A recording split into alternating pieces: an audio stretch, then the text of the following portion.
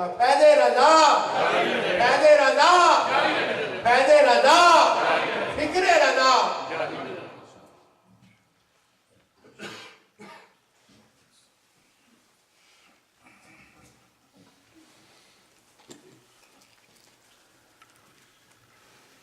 بارگاہ سید المرسلین رحمت للعالمین مسخر کائنات خلانور اولین احمد مجتبی محمد مصطفیٰ علیہ تحیت و ثنا کی بارگاہ میں ذوق شوق محبت اور الفت کے ساتھ بآواز بلند ہدیہ درود و سلام پیش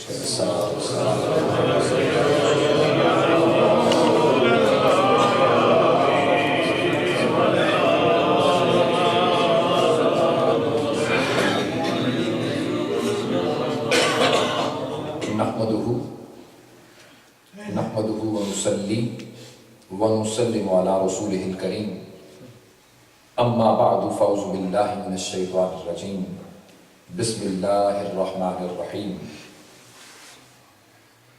يتلو عليهم آياته ويزكيهم ويعلمهم الكتاب والحكمة وقال الله تبارك وتعالى في مقام آخر اِنَّا نَحْنُ نَزَّلْنَا الذِّكْرَ وَإِنَّا لَهُ لَحَافِظُونَ صدق اللہ مولانا العظیم وبلغنا رسولہ النبی الکریم ونحن علی ذلک لمن الشاہدین والشاکرین والحمد للہ رب العالمین۔ واجب التعظیم قابل صد تکریم معزز عزیزان گرامی قدر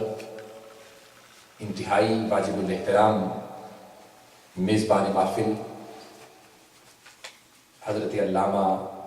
حافظ محمد بشارت احمد شاذی صاحب،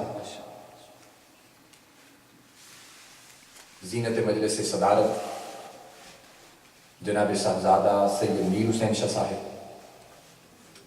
محترم المقام صوفی باصفا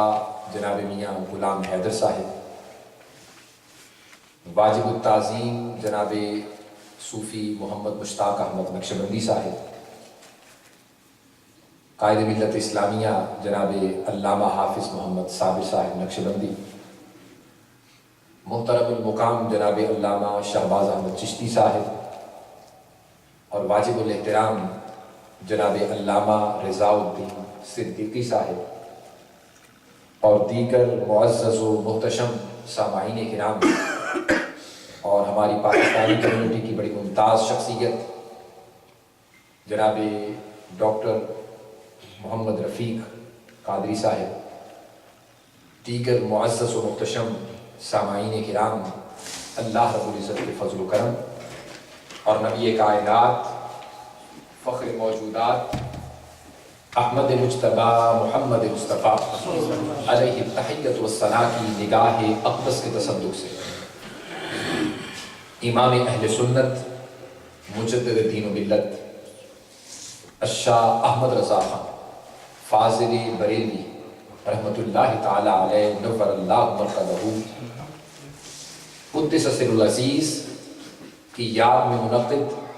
امام احمد رضا کانفرنس میں حاصل۔ اس کانفرنس کے انعقاد اور الکریم اسلامک سینٹر کے یہاں قائم ہونے پر میں صمیم قلب سے بالخصوص علامہ بشارت احمد شاذی صاحب اور ان کے جملہ اراکین مجلس منتظمہ کو صمیم قلب سے مبارکباد پیش کرتا ہوں۔ اللہ رب العزت اس اسلامک سینٹر کو دن دگنی رات چوگنی ترقی عطا فرمائے، اور ان کے ساتھ جتنے بھی احباب منسلک ہیں تمام کے جان مال اولاد میں برکات کثیرہ۔ نعرہ تکبیر، نعرہ رسالت، نعرہ رسالت، نعرہ تحقیق، نعرہ حیدری، نعرہ غوثیہ۔ اس مختصر سے وقت میں مجھے جو علامہ شاذی صاحب نے موضوع گفتگو دیا ہے وہ ہے اعلیٰ حضرت اور آپ کا معرکۃ الآراء قرآن مجید کا ترجمہ، سبحان اللہ، کنز الایمان کی فنی حیثیت۔ اس نسبت سے میں مختصر وقت میں نے جو قرآن مجید کی آیہ کریمہ تلاوت کی ہے اللہ رب العزت نے اس آیہ کریمہ میں نبی اکرم صلی اللہ علیہ وسلم کے 4 مناسب جلیلہ کا ذکر فرمایا ہے. سبحان اللہ. فرمایا یتلو علیہم آیاتی ویزکیہم ویعلمہم الکتاب والحکمہ. یہ حضور اسلام کے 4 مناسب جلیلہ قرآن مجید میں اللہ پاک نے بیان فرمایا کہ نبی کا کام کیا ہے؟ تم پر اپنی آیتوں کی تلاوت کرتا ہے، وَيُزَكِّيهِمْ، اور قرآن کی جب تلاوت ہو جاتی ہے تو اپنی نگاہ کرم سے تمہارے نفوس کو پاک کرتا ہے، اور جب تمہارے نفس اور باطن کی کائنات اور دل اجلے اور پاکیزہ ہو جاتے ہیں، وَيُعَلِّمُهُمُ الْكِتَابَ، اس کے بعد کتاب کی تعلیم دیتا ہے، وَالْحِکْمَةَ، اور حکمت کے سرچشمے کھول دیتا ہے. یہ منصب نبوت ہے. حضور کے بعد نبوت کا دروازہ بند، لیکن ان مناسب جلیلہ کو لے کر مصطفیٰ کے صحابہ اور اہل بیت اطہار چلے، تابعین اتباع و تابعین چلے، ائمہ اربعہ و متقدمین چلے، متوسطین و متاخرین چلے. الغرض سلسلہ 1272 دہشت وادی مکرم کو پہنچا تو خان وادائے مولانا علی نقی علی خان کے ہاں اعلیٰ حضرت کی ولادت باسعادت ہو گئی. جب ولادت باسعادت ہو گئی، بنیادی تعلیم و تربیت پانے کے بعد 14 سال کی عمر میں منصب افتاء پر بیٹھنے والا اعلیٰ حضرت اس بات کی ببانگ دہل گواہی دے رہا ہے کہ 14 سال کی عمر میں بیٹھ کر کوئی بچہ فتویٰ نہیں دیا کرتا.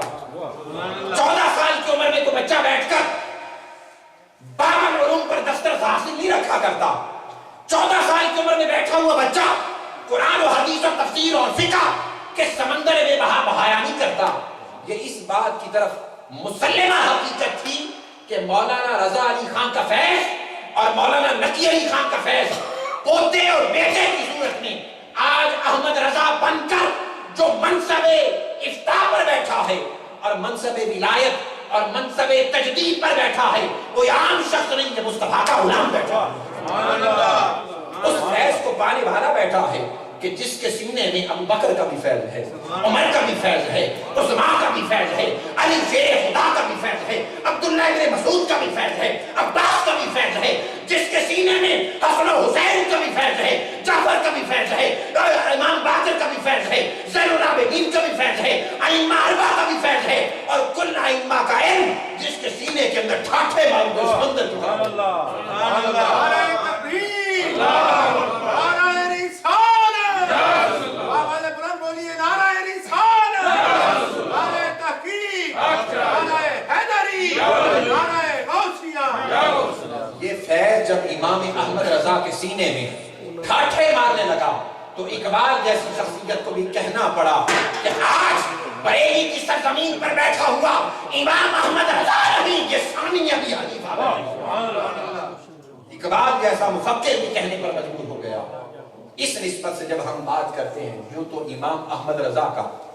بیش بہا کام ہے، ابھی علماء سے آپ سنیں گے، لیکن چونکہ میں نے شاذی صاحب سے عرض کیا تھا کہ ہماری مسجد میں چونکہ عشاء کے بعد ذکر کی ویکلی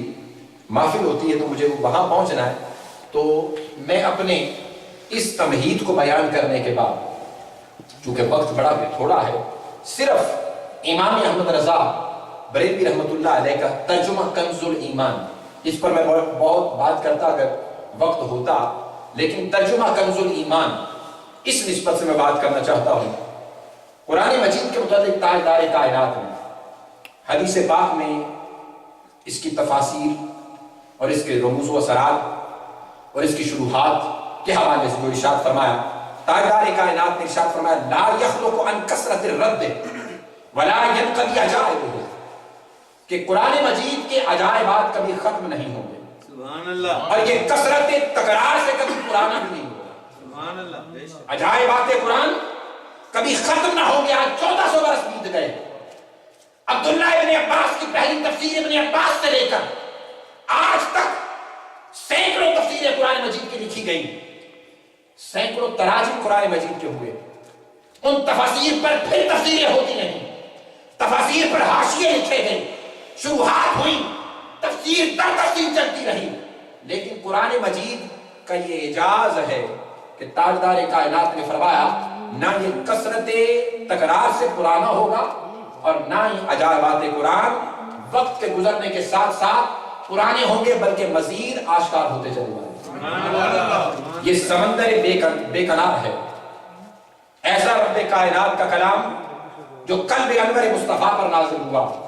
اس کلام کا یہ عالم جو مصطفیٰ کے دل پر فَإِنَّهُ نَزَّلَهُ عَلَىٰ قَلْبِكَ بِإِذْنِ اللَّهِ کہ جبرائیل جسے نہ کوئی آتا دیکھتا ہے نہ جاتا دیکھتا ہے، کمری والا جانتا ہے یا بھیجنے والا رب ذوالجلال جانتا ہے، اور وہ کلام الہی لے کر مصطفیٰ کے قلب انور پر نازل کرتا ہے۔ اس کلام کا یہ عالم کہ یہ کثرت تکرار سے کبھی پرانا نہیں ہوگا اور نہ اس کے عجائبات کبھی پرانے ہوں گے۔ یہی وجہ ہے کہ اس چیز کو لے کر چلا جائے تو 1400 سال میں سینکڑوں قرآن مجید کی تفسیریں لکھی گئی، کسی مفسر نے یہ نہ کہا کہ میں نے جو قرآن کی تفسیر کر دی ہے یہ حرف آخر ہے، یہ حرف آخر ہے۔ لیکن بر صغیر کا جب جائزہ لیا جائے تو بر صغیر میں چونکہ ہمارے لوگوں کی زبان یا تو اردو یا ہندی یا دیگر زبانیں تھیں، تو وہ لوگ چونکہ عربی نہ جانتے تھے تو اس قرآن مجید کا عربی کی تفسیریں تو چونکہ پہلے ہو چکی تو اہل عرب تو چونکہ جانتے تھے، اب ترجمے کی ضرورت پیش آئی۔ سو پہلی دفعہ قرآن مجید کا ترجمہ جو بر صغیر کے اندر ہوا، اس کا سہرا شاہ ولی اللہ محدث دہلوی کے خاندان کو جاتا ہے، اور آپ نے پہلی مرتبہ قرآن مجید کا فارسی زبان کے اندر ترجمہ کیا، اور ان کے بعد آپ کے خاندان کے دیگر افراد نے قرآن مجید کے تراجم کیے، لیکن ان تراجم کو کنز الایمان کے مد مقابل رکھا جائے اور اس کا موازنہ اور کمپیریزن کیا جائے تو تقریباً وہ 7 تراجم وہ بنتے ہیں جو فارسی سمیت اردو سمیت ہوئے، اور 8واں ترجمہ کنز الایمان میں، اور 2 ترجمے خصوصاً انگلش زبان کے اندر A.J.K. آربری اور ماربڈک پکتھل، اور تیسرا یوسف علی عبداللہ کا، یہ انگلش کے 3 تراجم، ان کو ملایا جائے تو ٹوٹل یہ 10 ترجمے بنتے ہیں، اور 11واں امام اہل سنت کا ترجمہ کنز الایمان۔ اس حوالے سے جب ہم دیکھتے ہیں تو خصوصاً قرآن مجید کے بعض مقامات ایسے ہیں کہ جہاں پر مترجمین نے ترجمہ کرتے ہوئے ادب کا لحاظ جو رکھنا چاہیے وہ نہیں رکھا، اور ادبیت جو ترجمہ کنز الایمان میں ملتی ہے بقیہ 10 کے 10 تراجم میں ہمیں نہیں ملتی، اور یہی وجہ ہے کہ جو انگلش میں ٹرانسلیشن ہوئی اس ٹرانسلیشن کو مغربی مفکرین نے اور اسکالرز نے جب پڑھا اور پھر اس کے بعد اپنے خیالات کا اظہار کیا اور کتابیں لکھی تو ان تراجم میں چونکہ بے ادبی کے عناصر نمایاں تھے، لہٰذا ان کی کتابوں میں بھی آگے مزید بے ادبی کے عناصر نمایاں ہوتے چلے، یعنی بات کہاں سے چلی اور کہاں پہنچتی چلی۔ اس نسبت سے جب ہم دیکھتے ہیں تو قرآن مجید میں لفظ خادع، ماکا، ہدا، عالم، ضال، وہا، مؤمن، شاکر، ایسے الفاظ ہیں، یاد رکھیے صرفی، نحوی،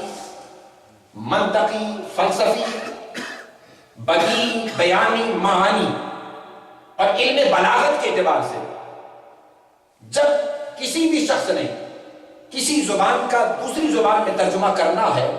تو اس کو کم از کم ان علوم کا ماہر ہونا بہت ضروری ہے، اس زبان کے آنے کے ساتھ ساتھ۔ اور اگر ان علوم کو وہ نہیں جانتا اور ٹرانسلیشن کرنے بیٹھ گیا ہے تو ایسا شخص ٹھوکر کے سوا کچھ نہیں کر سکتا، چاہے وہ اپنے منصب پر بیٹھ کر خود کو بڑے سے بڑا عالم اور محدث ہی کیوں نہ کرے۔ لہٰذا ان علوم کے اندر ماہر، اور جب ان علوم کے اندر ماہریت ضروری ہے تو اس کے ساتھ ساتھ سب سے زیادہ اجہر جو چیز جو ضروری ہے وہ یہ کہ اس کی نسبت ادب کے ساتھ مصطفیٰ کے ساتھ وابستہ ہو۔ یہی وجہ ہے کہ ادب گاہیز زیر آسماں از عرش نازک تک نفس گم کردہ میں آیت جنید و باعث سبحان اے مصطفیٰ میرا ساخی شراک دی ہماؤس اگر وہ نہ رسیدی تمام دور حدیث. سبحان اللہ. لہٰذا 1400 سال کے اندر تفسیریں ہوئی، تراجم ہوئے، لیکن قرآن مجید کا ایک حرف 1400 سال سے آج تک یہ گواہی دے رہا ہے اور مصطفیٰ کی شان اقدس کا معجزہ بیان کر رہا ہے کہ 1400 سال پہلے قلب انور مصطفیٰ پر نازل ہونے والا قرآن اس دور کے صحابہ کو بھی یہی تبلیغ کر رہا تھا اور آج بھی یہی